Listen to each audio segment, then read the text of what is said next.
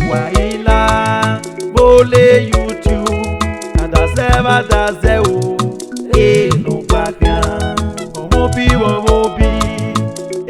no bagyan E social media ke va gbore fieli ya werie Uwaila Vbe Ole'Youtube Adazeva dazeo. I can't believe we are finally out of school. Like God, hey, this is bad. Like this calls for celebration. Big one. Baby, you know what? Cheers to freedom. Freedom. Because yeah, what we're talking about. goodness, I can't just wait to wrap up and just leave. Jeez. Right. Babe, I never knew where a day like this would come. I know. Like, again, man, I'm in school. Oh, you know, me when they can't afford to tell. Cage, you know, babe. School is cage. What's on now? Like free as bird. Man, this is great. Babe, I just can't wait to see my parents. Like, hear me, baby. I've missed them. My mama is something already. Oh. Yeah, when are you coming home? I They know. don't tell me, man. I don't know where school for now. Oh my God, yeah. Man. Babe, you know what? A period now, taking a slave. Oh. Slave mama, slave queen, doings, you know? Calm down. How? Calm down. How? We slay all this way. No. He must slave at school because I never got choking. That was a cage. A beggar slave, you know? Okay, but here's so Of course! Okay, you Go, have go, been here thanks the all talent. along. Mhm. I'm slave. So I can't hear wait. everything. I can't wait. Man, this is late. Yeah, we'll get on mobile. My yere. Oli.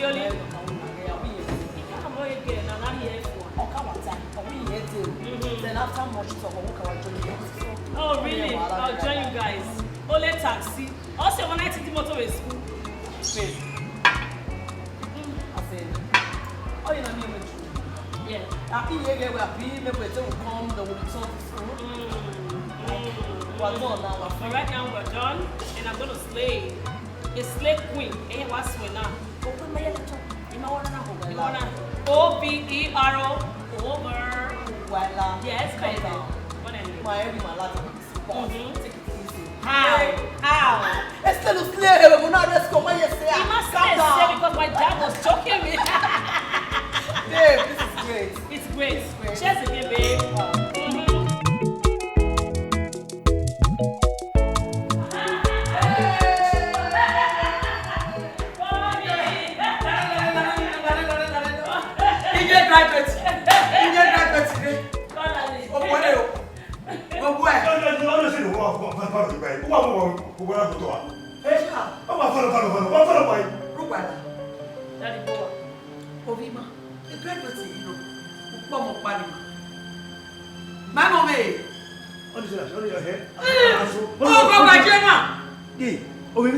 Moderation. Oh, That you don't understand. Do you really think it's easy? Or one graduates in a school and all you could do is act like this? Mana, it's unfair. Oh, really? Yeah. Why shall I never Jenna? Put on the bed. He can't be telling me, man. I'm working. Wait. If I wait your favorite food, you little boy. What fresh up? Well, that's what's up! You know how we roll! I know! Bobby, we are fresh enough. I'm back. Bob, I'll join you. Home sweet home! Oh my God! You know when you see us on a good one. I've been calling. No way. Bomb Panima. Power Panima. Almost a single. Almost few. One time. I'm not more. Almost a single. Yeah. Almost few. Hey. Fiona. Yeah. Every no one will be out. Or Zibo Cabana. Graduate. No. Graduate in the year. Everybody may mind we may want. I Which road? Yeah. Why river? Yeah, what the hour? You go what?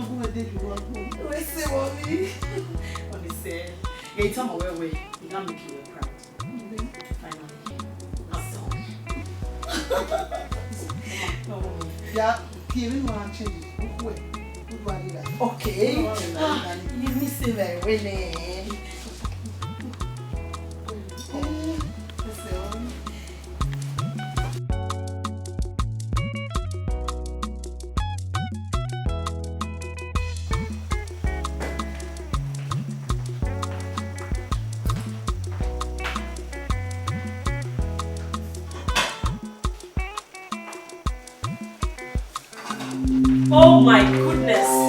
Mommy! Jesus Christ! Hey, you are too in a fire. Mommy, why you could be going now? You see, when I see it now, I live by mommy. I'm not saying no, I live by I want to live by huh? What's the matter, bro? Who got it? Uwaila. Who soon? Who's up on a book? I want to know it. Huh? Who know about be our son here? Who's so going up for the Kuruwala? Don't say, oh, man. You go one. Where were you? Yeah, good. Where? Hell. Oh. Okay, but. That's your way. Hell, oh, Let me say. Oh, what did you where? Oh, my ski or second year, I'm my. Oh, so you have my. Oh, the way no, Let me say it's about. What get you and what get here? Oh, my, I'm going where you got it. Uriawana. Uriawa. Oh, what to what? Uriawa. Well, you go up. Yeah, we're old school. No, we know what I'm about some more or more about. What? Oh, my, here with it. No, man, you are out there.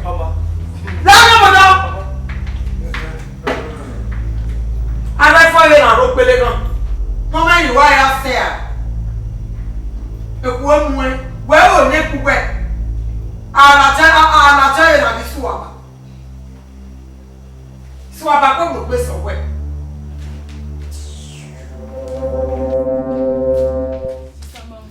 Stop one. Eh? What is wrong with you? I open one door. What's the name of the emotion of town away. I got the devil. I got the way low. And we didn't understand. What's the name? Eh? We don't need one or one and we want to move. Eh? No matter one. I got the way low. I got the way low. Who went off for? So for that simple reason, we might have me lunch. Abi? We know that we are going. Yeah, we want to see what we are now. You can't get lunch already. It's so poor. I say, how we want to start me to where? Me to where? What my share? Oh, you get better than one. You know only you pay again. Now where me? What want I copy? Where I copy? My friend, we look at house. It's so poor. No swallow go. Me to where? Wow. What you go my share? Where? Do you understand? What did he get? So when I know that now.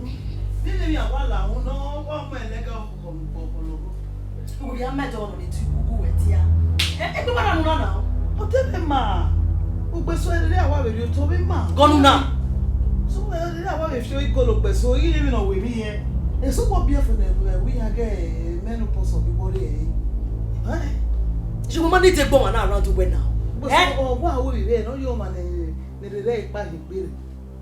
Or say, God forbid. May I understand the winning? Somebody went down. What you want me to now? Eh? What's the way?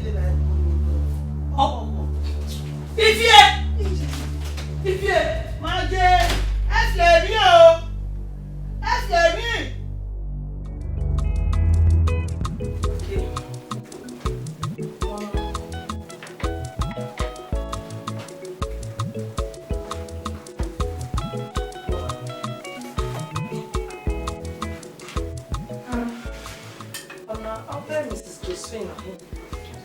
okay.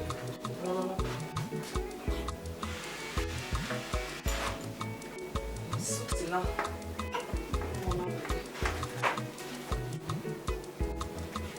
Good. My package is customized bag of you want here to feel here. You have more feel like it.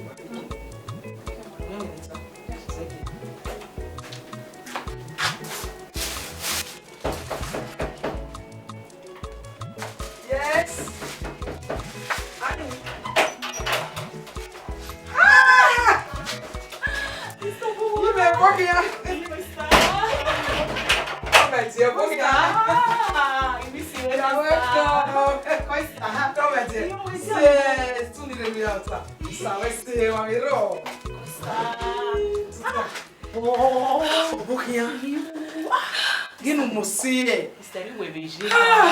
The change. Sister. Yeah, couple. Where see the dark moment? I will wear. Oh, Mister, we are make any even a fija. You know how we are for the very way. So, what, Bano? Imagine on your way with a better down.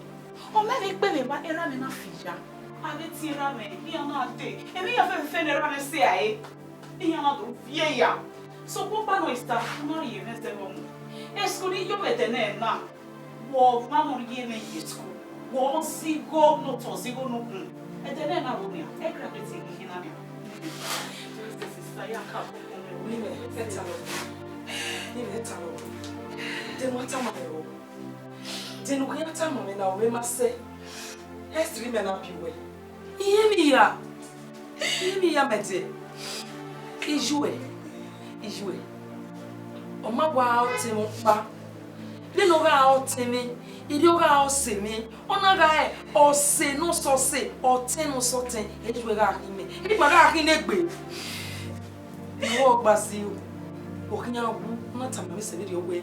Ni ga fi wa wo ani ke se we. O bi ni o we se mo. Pois é. Eu não seria. Ninguém nessa tia o melhor. Senti mueve não tá bom, é? Olha, mas se está aí me como eu é. Olha, bebê.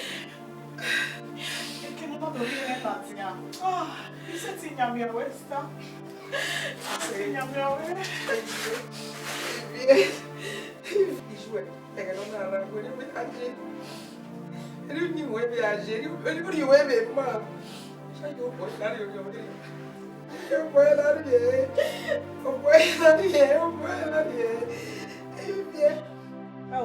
You understand the one you only me, woman as Zuwe, Ladia. Okay, go on away, all walking. Don't do it, Nalina, but I'm going to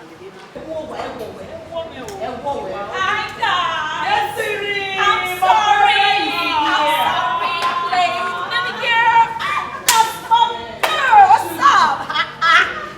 Yeah, we bought a lot of what's up and then why? I know, right? Thank you so much. What to do? And why are you looking at me like that? Oh, why we kidding? Oh, it's we kidding. No, you don't understand the dressing with now. Oh, why we kidding? We're not dressing with now. Where's Sui kidding? What would you like my name? Ramaro, but who dressing with now? What would be me? Besides, I never travel, so what's up? A busybody, a mother Mary, you understand? That's the way we marry. Isha, what I'm knowing. Oh, you never have for Hey, my young bata with my hair, yeah, Golden Word, yes, my young enjoyed me, man. But you are green now, tell one, man. What is your arena? Again, why are you always like this? You don't understand. Now, why are you buying spray? Now you're graduates. But we see you when I roll. Eh? Now you what matter? Really? Are you serious right now? Yes. Oh, anyone have been working later, working a minute, like, okay, a bank after all the suffering in school. The minute you know what would have been with fair. Who got here from one office to the other? Wait. So far, not to tire you. Why are you always like this? Huh? Are you a joy killer? I got graduate after years in school. You got me Latia, you got me someone with your golden winner. Who wait me and me want to make you now. So baby girl, are you ready for us to go? Let's go there. Oh, what? Take it like it's serious. Like your pass here, I They don't say the money. They don't say the money now. Eh? I graduated in the school. I told you no matter what you mean. No matter what you mean, hallelujah. The man who was born about what day. What day can you?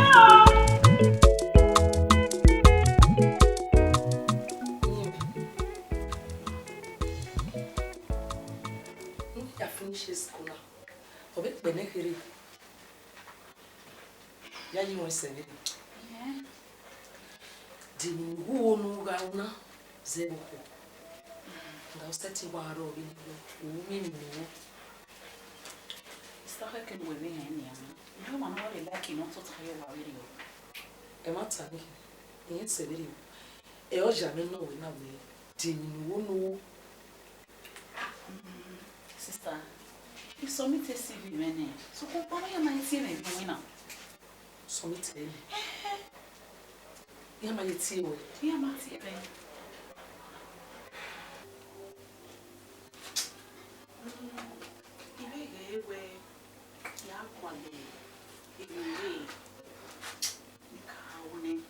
Sister,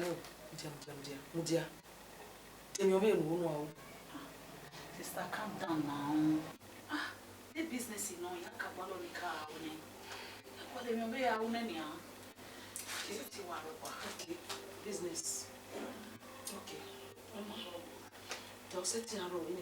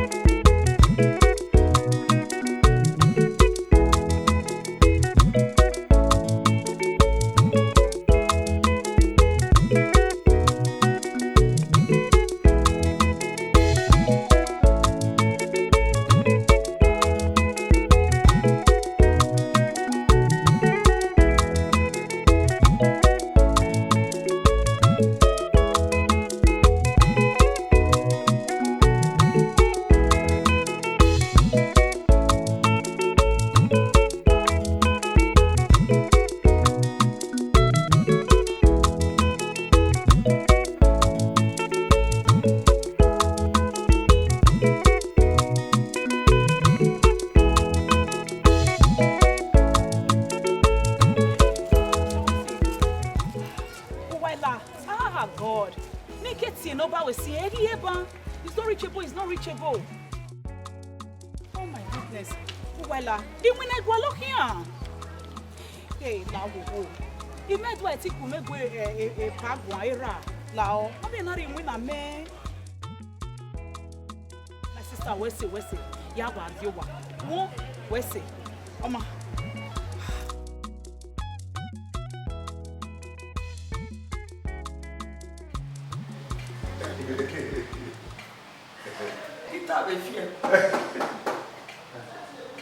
Allez, Lawa. Allez, Lawa. Ah, oui.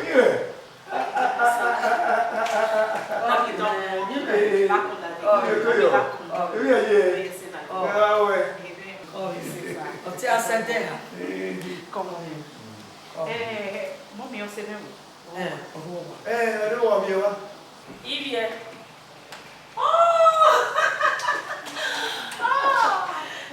Oniwe.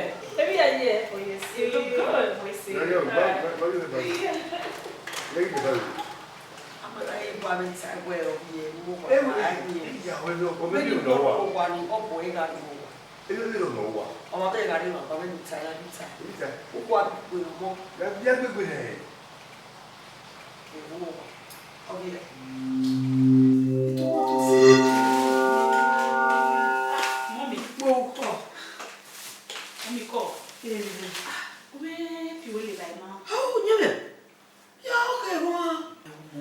Malo, não quero uma. Igual ele vai na dena. Au. É o iqueu. E tinha cona. E tinha coisa. Qual que é a dela aí na minha? Assim. Que morre uma coisa nem assistir o cone. Como é colher? E mas não já quero uma. Eu vou na reunião. Eu vou querer ir bono cone. Vou querer ir bono é. Eu vou lá ir vou é. Não vou vir.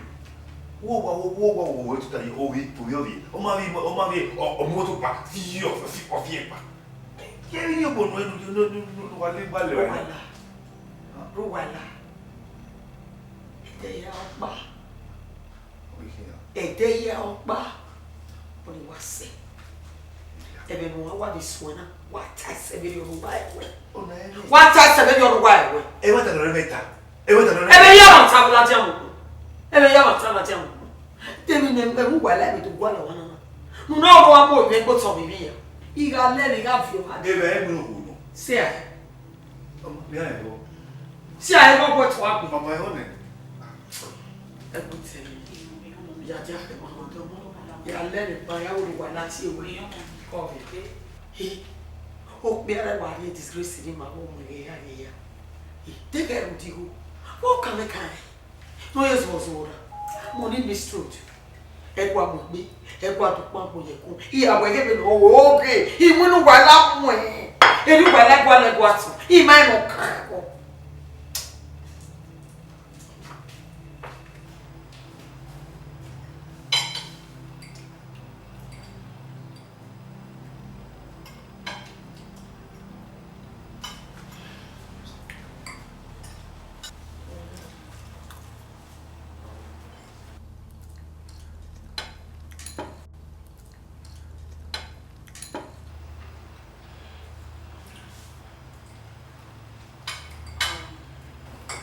Daddy, when my other is schooling, so I was thinking the YT women and also company way.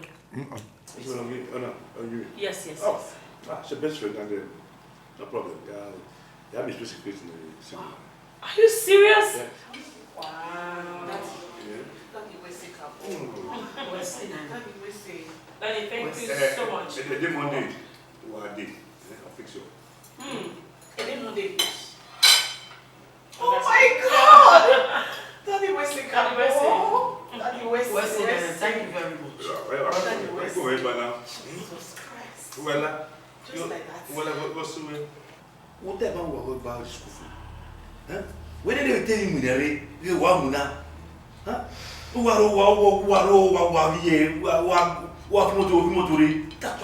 That's it. Huh? Honestly, that's what water. What the boy? I never. Water. What do you want? What do you get? What the boy? I never. Emi atabika boa. What's that? That's what water. You go to mama. Don't you remember? Daddy, etiquette. Imagine right now. So? Must you do this always? Honestly. You're not giving me language. What do you want now? I'm not going to wait with your sales. What the boy? Imari aiwa. Iwa atala so. What the video? Daddy, we say couple. You need a congrats. Thank you very much. We'll see what happens. Where go you? Bye. Enaini. Enila. Couple. Owa gba mo jinbon. Na ro wa quick selling na. Oya na mo me ri ma. Onye na wa fi e wo ye. Tuni na wa. Ona we ira ni wo. When you say Wesley, mommy. Wesley. Daddy, Wesley. Wesley. Uwaila Wesley.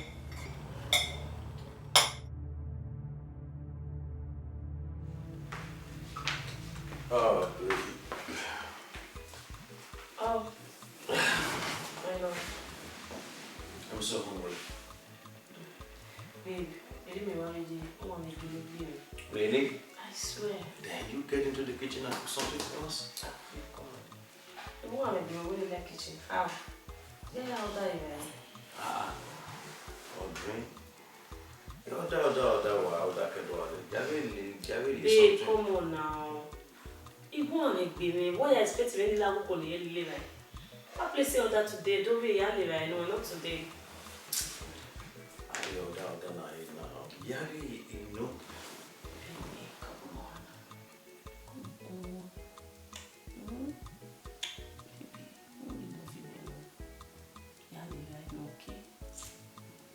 No, a bit tablet in your own. I love you. It's okay, you might change. No, I don't know how you are. Yes! It's last time. Okay, promise. My baby. And be fast. My baby, you know. What? now. Wait now. Why don't you tell me now? We actually were. What do you have? We actually were. You were sitting there. You now you want to do what you are doing. I mean, no, let me. Okay, babe. I'm not a day. I'm not saying that. You can hear them. Make sure to wait if my baby will go out for dinner. I'm not saying that I'm going now. What is dinner? Every time dinner.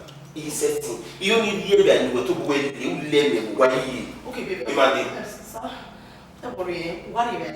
We are here now. Before today. Now we will give me a Imagine. Listen to me. Kiakbana, Umoya Deki, New York Tini, Watch it, baby. No, no, give me a different now, please.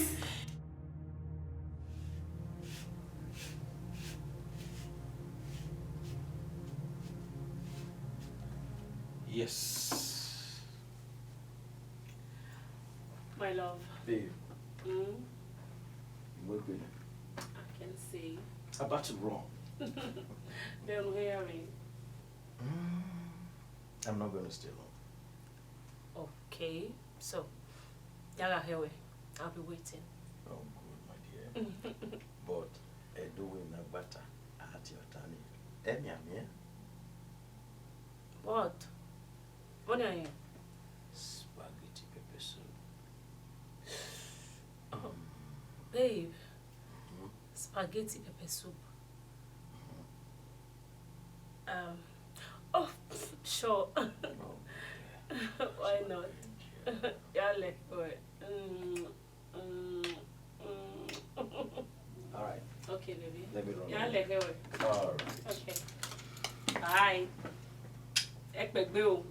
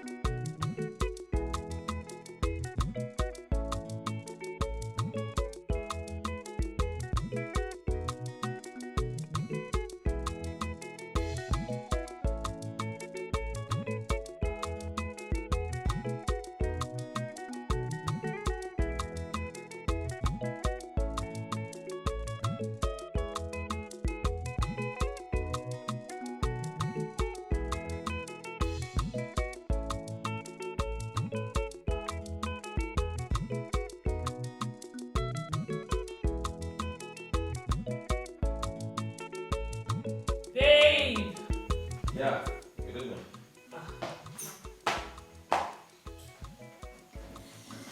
Yeah.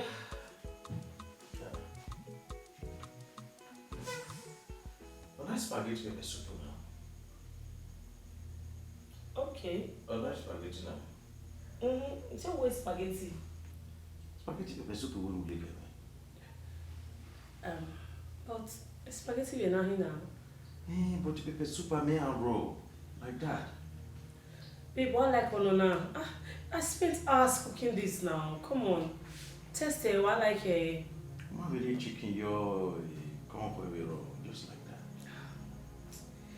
time in how do you have fried chicken, do a bolo? It time in me raw now. Oh, when did you live here? It's okay, mama.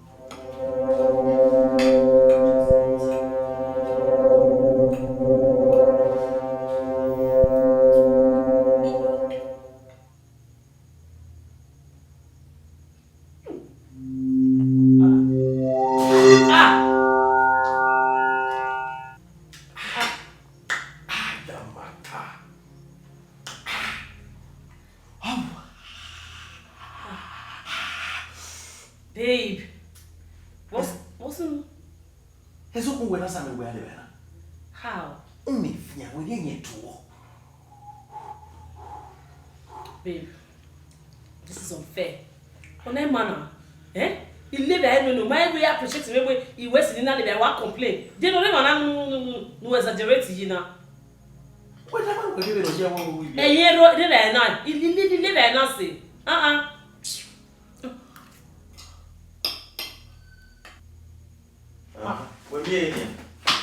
We're here. Ready? I'll do it. Hey, we're one that I'm here and I'm on my oh, blood of Jesus.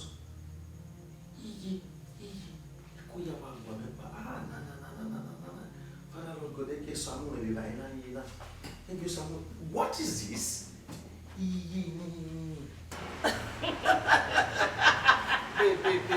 Babe, tell me you're not serious. I am serious. Like, Yeah. babe! Oh, you understand? Okay, wait a minute. Anyone more sorry, anyone your sister by what, anyone more. Ah, yeah, Oh better my remember goodness. what? Oh, really? I think so. I agree. Babe, your phone. Now, when I relax, when I relax, yeah, you pick. Pick it now. Oh, yeah. So sad. Well, our body say, you know. Oh, I'm happy. Yeah, better remember because he must away. Oh, baby, I think so. Jeez. Equally. You don't understand. Will you relax? I will not talk to you now, my Babe, darling. your phone is blowing off. Baby, Pick it anytime I like. keep interest right now, please. Pick it anytime I will try again. No. You say you cook for him another day.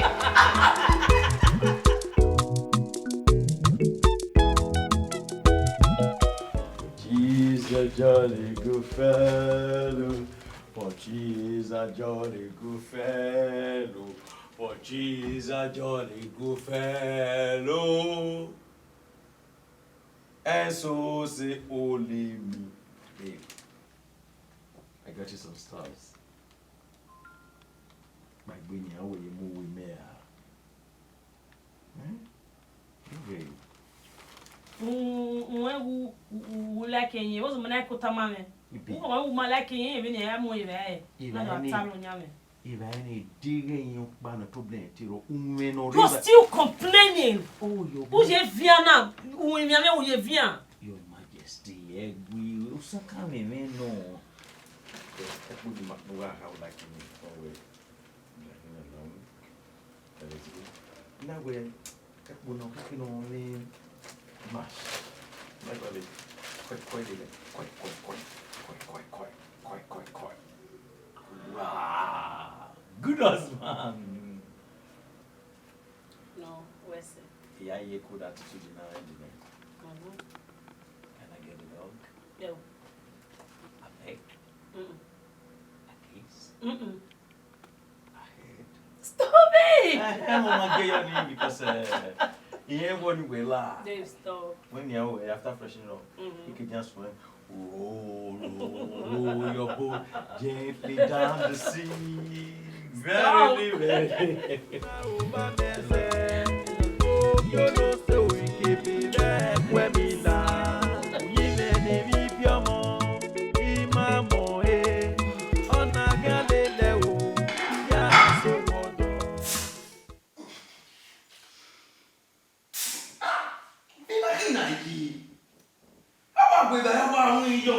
Tear gas. Is it not fun? Indomie. Oh my goodness. Let's let it go now. What is all this? One cannot eat a decent meal in his own home.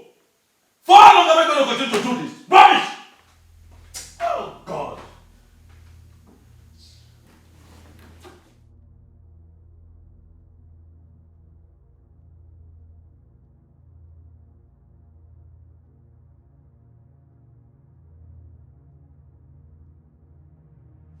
Babe.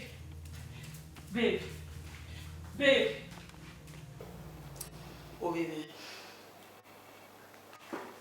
Woman said that he had me. And my begging ya papa. My begging that. I mean, a connect while they lie. And I know Korea no toy or me. Huh? Get on here. If I really or me, huh? What is your name again? You don't mean you wear without Wally, right? Make Wally. Mommy, you go to Hammer, God forbid. Agua. Whatsoever. Don't whatsoever. Agua. Me how you born away? How you born away, me? You when over me. How you born away? I'm up here. What are you born? Kakabo. Okay, move your hand, you know, you. Zengbe. Eva, I know where you wish. Huh? Ya le ya avio no. No ya avio ye fridge. Oi no we hari on ya hari no we ko ya mu ra. We microwave ra ni. Mommy. Eh? Ija. What's the nine left you no? Mommy. Yeah, he left you when we have your fridge. Mommy, we say, Obi, you say now when we mommy. Every year, Mommy, you're such a genius. Mommy, you're smart again. Okay, didn't hail it. I love you, made it very well.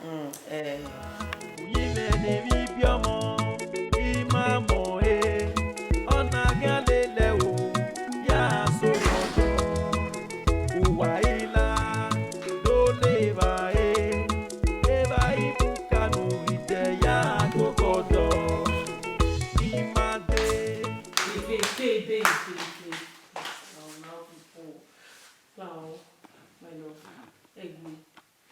Everyone knows so nowhere. Magaire, since to me again, or see.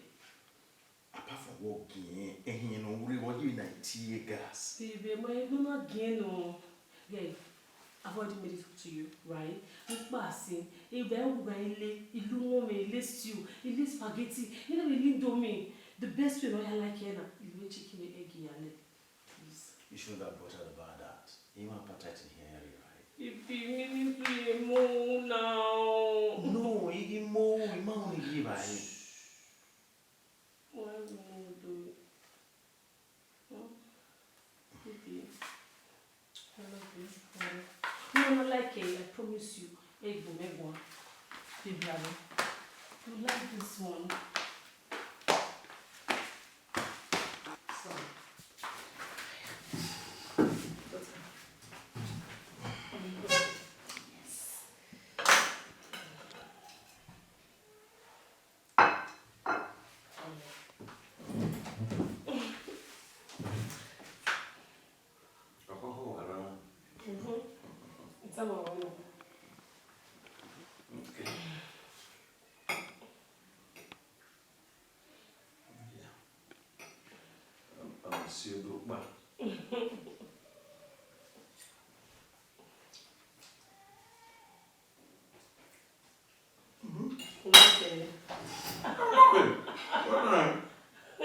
This is good. You don't know why I care now. Just say I'm sorry. Meaning without a bit talent leg. Pulling my leg. I'm sorry, baby.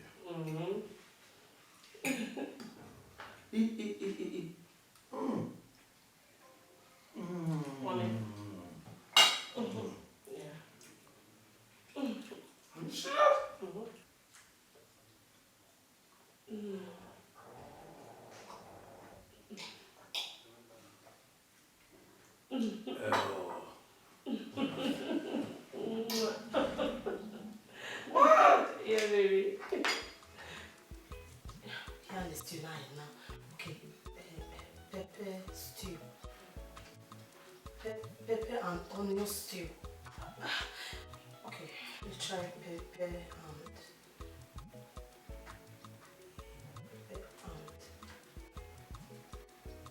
and onion stew or onion stew. Oh. Okay. Babe. Babe. Tu veux pas que walking careful? Anytime you are there, you walk here with me. That's because imagine the distraction at all. Now. Okay, David on the Abu okay, anywhere we were. Imagine the assistant, you know, where you total. If I not get over now, before you know it, if I like Oh, babe, okay. Oh my, you miss a face you. Anywhere be face you. What can you? Baby, I miss you more. Every day you be begging face where. Just go, Baba na Are you serious? Bye, babe.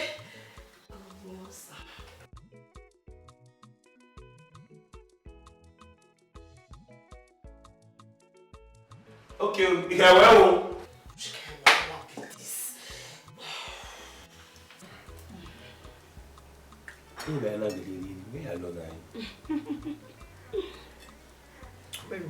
When I the reason that I'm away, you got kitchen, man, the distractions. You get. You have a very because any slight distraction, you hear all the sudden and you hear. What do I say? Anyway, it's not done. What do you tell me? We'll see. I'll beg you the result now.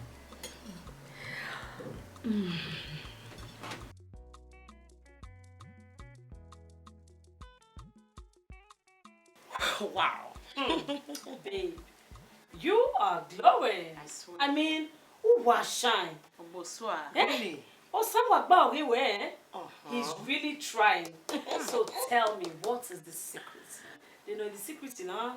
And what's up? Mm. You guys really want to know? I want to know. Okay. Number one, good food. Wow. Okay. Iga wale la eno sahoni. Ruta, inebe ime yari yari. Immediately on sahon what is there? Oh, Tila. Iga when over feel when money right not all. Wow, wow, wow, wow. Well, that's good to know. Yeah. I love her. Madam, what kind of love her? Then they will hear it up wedding. I've been when we were here now, man. Wife, why henne with me on a rush? Are you rushing now? I'm going to rush. One rush, really, I hear you. why I could say me, I got taken near young one dog. You go on one dog. And when I'm away, why moment now? Oh, sorry. They play. Hello. Get your pants to hear you. It's okay. There. I care to what glow one more say, you know the young man where I'm supposed to offer you guys something. So tell me, what do I offer you? Red wine. Okay? Juice. One punch. Oh, mama. One punch for the juice. Wait. It's All right, girlfriend. You are glowing. Oh, my goodness. one or two. No, not back. There. Yes.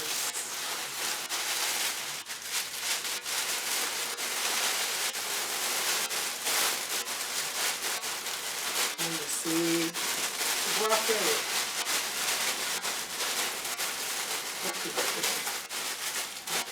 okay. Am I winning?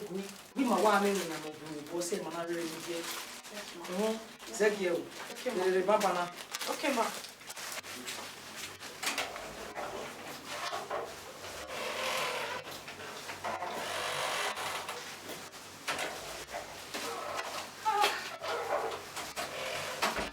Stavoa. Nime! Ma. Nime! Almost swore! Turn around. Wow! Well, I'm going to have it. Why you must say, come and see. Obokia. Stavo. Dimina energia.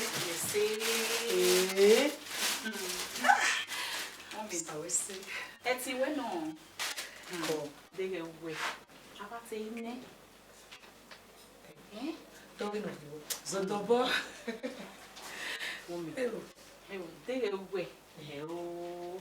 Nije me wa ya kwa de wo ma no akoko me. Wo to koko me ma sebe nya na. Wo ne ya fi pe school. Ye den ya. E gratis yi na. Nime. Master. Zodobo. Osa e onyanya. Osa we se no na. Eni me uno yo teme egbe me we na. Bili we na medie. Sister. Ya no sa lo boy ya no me we. Ya ka bo pon we. We ka bo. Ija. Nime. Ma. Nime. Enaya. This time in way we me answer this and ya. Ni Kere na kin. Nime go ro ya dina ya na. We say medie we say. O severio na. Severio. Mo vi ya se. Iko rere be ya dina na. Mo mi oni severio ni. Severio ni. We say.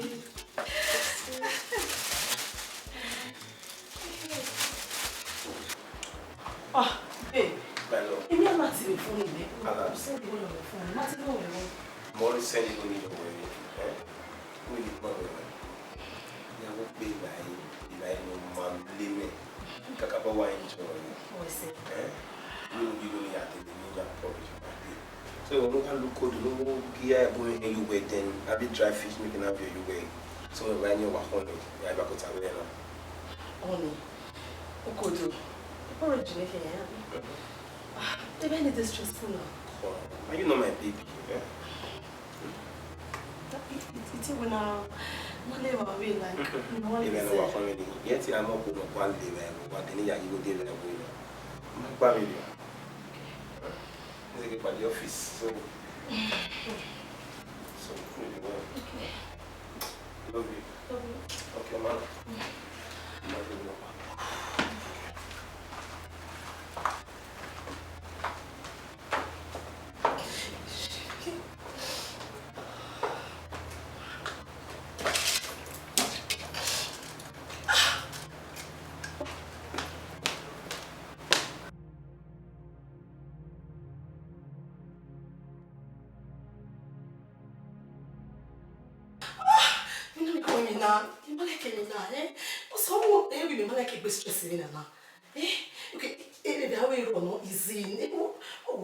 Yam porridge and vegetable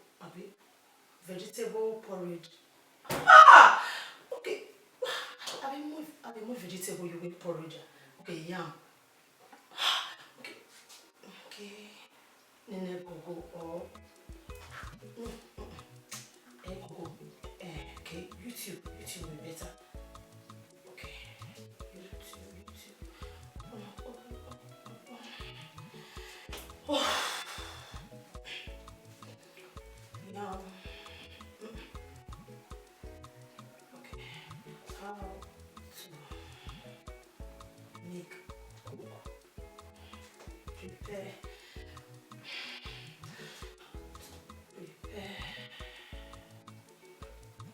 porridge. Yam porridge vegetable. Okay. Oh God, you know what I'm not. It's not that complicated. You know, like now. What do you about me? Okay. Yam porridge vegetable. Okay, you must actually know vegetable you win now. Yes. Okay. Let me pause. Oh! Pause. Pause first. Water. Okay.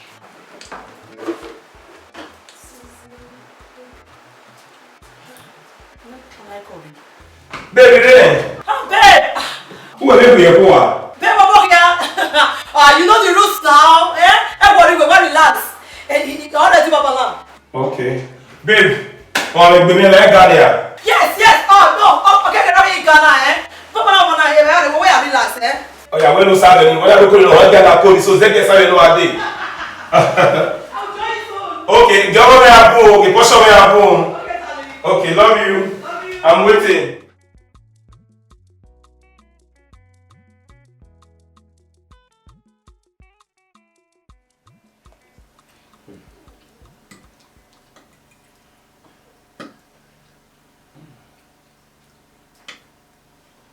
Babe, do you like it? You love it. I know. You walk about like a cabo. What is it? Babe, you are doing well now. Oh, I say. See, you know I love you. And yet we can keep on money when I love you more, my baby. I love you, my love.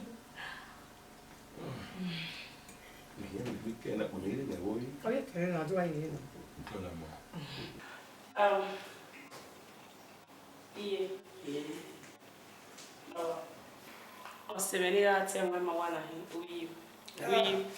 My parents. The tag is. Boy. What do you mean? Yeah, already play already. Move your glasses. Oh, one of my way. Uji. We were like that. I'm okay, man. Don't worry. I'm okay. Come on, I'm glad to see you. Rest it, sir. Okay. Rest it. You look responsible. Uji. Come on, me. la vie jouer. Igbe wa na ya mo. Obi e ko wa. Ọba gira na kiri. Ọba giri o. Na mi s'appelle Rodila, mi le o mala. Yes, mommy. Yes. Very marqué mi mo wa. Yes, mommy. Ina beto ba. Bah, Me ko yi no ha. You are responsible man. Yes, mommy. Ma beg ene ni mi we. Yes. Oh. Well, I'm full of joy. Mi o pa mi no. Ìyá jige to go down. Ah? Mommy. To go down bele. Mommy. Iye ori mo me ya. Igbe me. Emi ya ni me ya we mo wa lo. What's here for? What's here? Iwa re mo igbe ni ya de iwa ze wa me. Èmi no si e ni na no tana. O iwe. Ve o wa lo na lo iwe.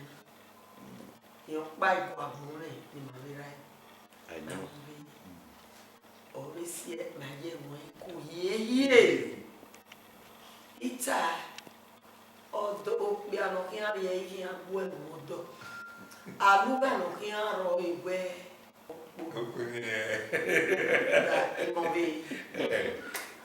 Obe kakabo be jeve na na me we wo ke we do awuru ma ni magati no wa. We see. Ah? We see. Oui. Don't worry. What egbewe dida egbe so e bi wa do mi ma adabi egbe Kakabo. ya wa egbe a trick we have a lo da wa la wa e no yi ko wa la wa oda we na e we da ni oda wa na We see so. money We see so. ko ni e ro ni ko we do mi ni we no pa di ma e ma na e ni we We see.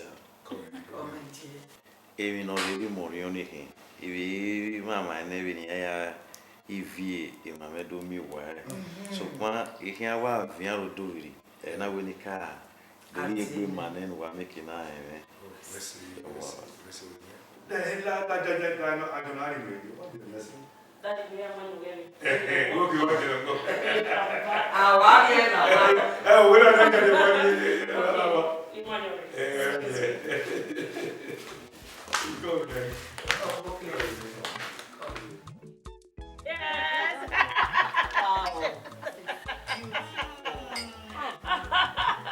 Wow.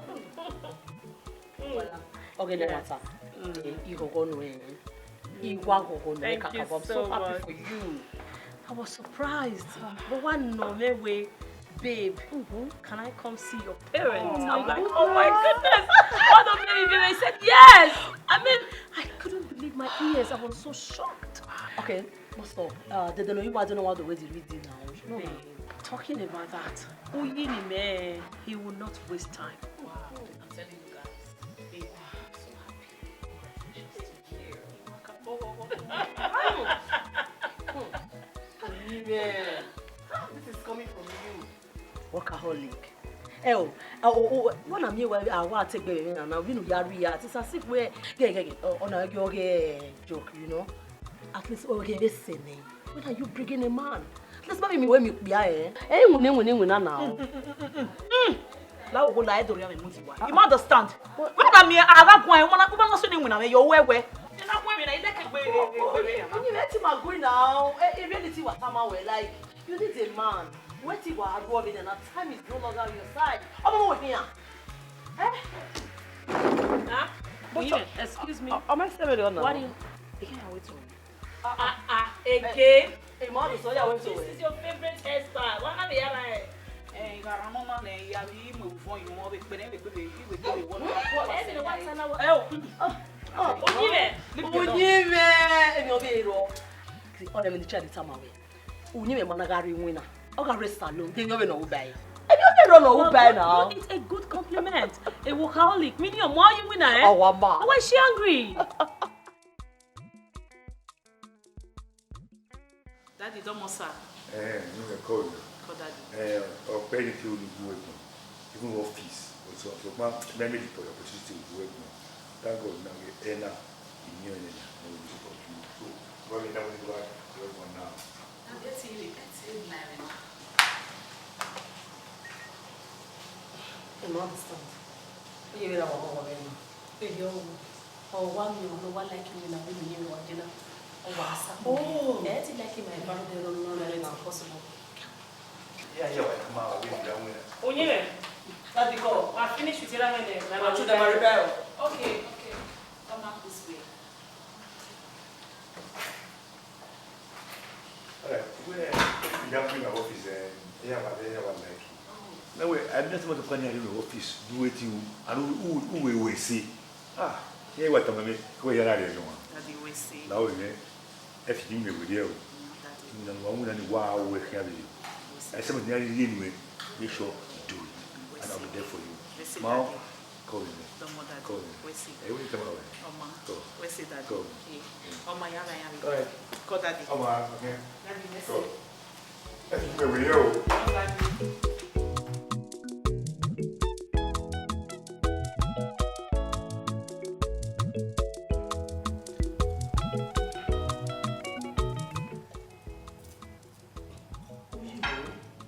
Yeah, mama. Bira. Oh, Mira. Maybe you want that. Are they okay? Aje. Ije. Umira enule mukumeni. You're a savior of the Buji. If I any kele help me, Uji ke wa won pe jasa fe. Or we need to you get. Eriano. Uji ki wa ready me. Ichimi, you we say kakabo. Oh, say ma Uji yero. If not, any day okora no. Sawase le mia la no e quanta ma when you travel che ma fit bed But travel. What do you have? Why? Is your way to travel? yeah when want to travel No. osia Ha! Is your batona? Why travel here with Bome? Who's you even live me or the lefo? We got we here live we time. Is your again now? Is your my funny? oh Uwaila man no be me Is it? don't worry only a problem roto A problem one or you we have to travel. What's worry it? worry ya ni we abi e do ko ni na tell o do wa If I had a little limit. Uya do. what a woman Jesus. de que no rio ni je me ye me gbodo na le gbe ba be me le ba se ba inera do ka be ti mo ni le ba ke boy we be to na gbe bi be ya le ri o ya ba ya ma we ba ni o le no wa fi o ri wa Is it fridge smart view? Oh, ya ku competizo Nigeria. Hey, every am go bo. Oh, am I US? cause the next month aguma gbera ko me gbera Iye chess. aye bi o ma na mi Iye chess. You trust you egbe. anya mo no ma gbe To let you walk on fear cool like I will like oh.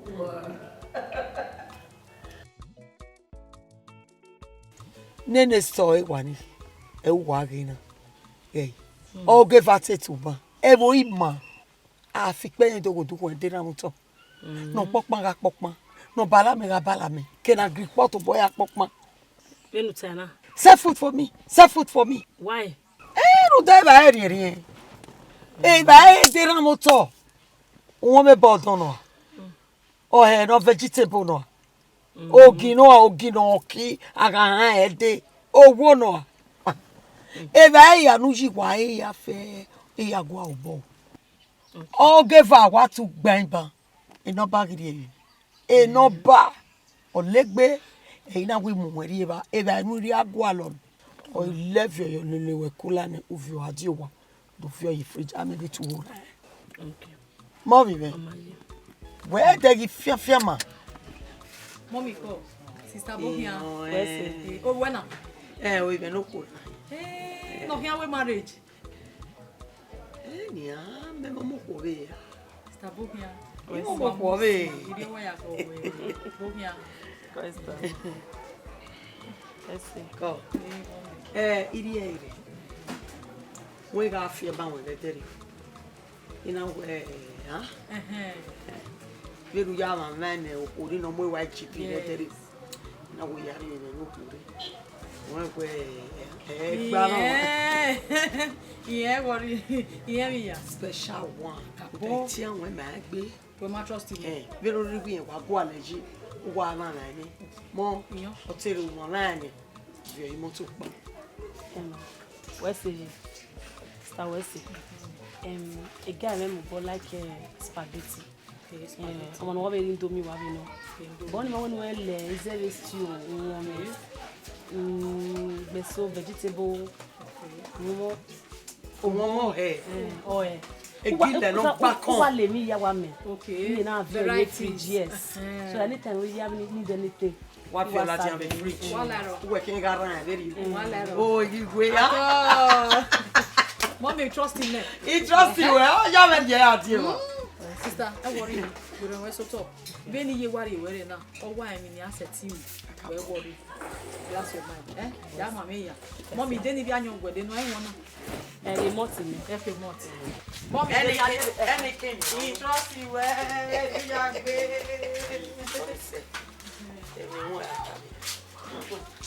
Mama ya ma. O like it be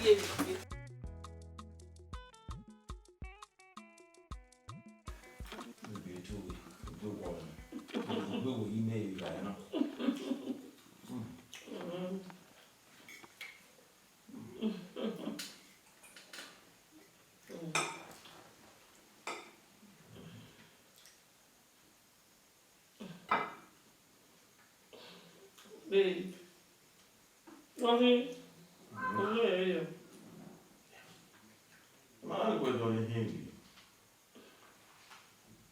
We never trust it because I give it now.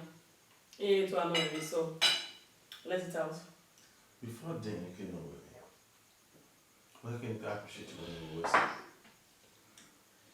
forgive me, man. You know that treat you well. You know treat you well like, oh, Uwaila Vbe. Probably it was a mistake or maybe too goddamn again. I'm sorry for that. Well, it's okay. You go away, at least enjoy the meal. Yeah. Well, you have a good one here. Apart from that, we didn't even know. Not mind me now, she's a very good book. Well, not anymore. You live I saw it. So initial. My dear.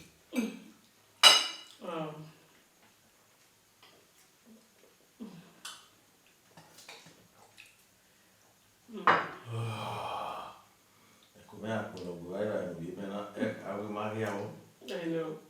It's okay. Oh! Uwaila Vbe no more.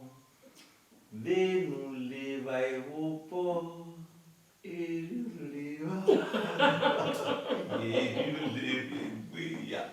That's it, my darling.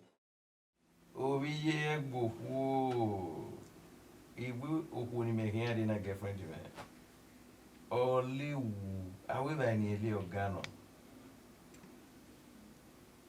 And yeah, we will be here, but then we are able to have a yoga. We have a woman of Uwaila Vbe. And not all you do a kilo to Yana Marvin, you will come very soon. We are the two, but we are the two, but we are baby and better. Every yabwe. All right, dear. Later. Bye. Yeah, baby. So, who was that? I'll tell you not, you know. Oh, okay. In the time where my wife to be, my fiancé is more of a good cook. When I went, I don't know meet you. No, give me the book, we no give one. Trust my girl. All right. But baby, I'm aware. Yes, I come on everywhere. What? Can I eat here or Mama Sophie boy? Yeah, sure. Why not? You see, thank you.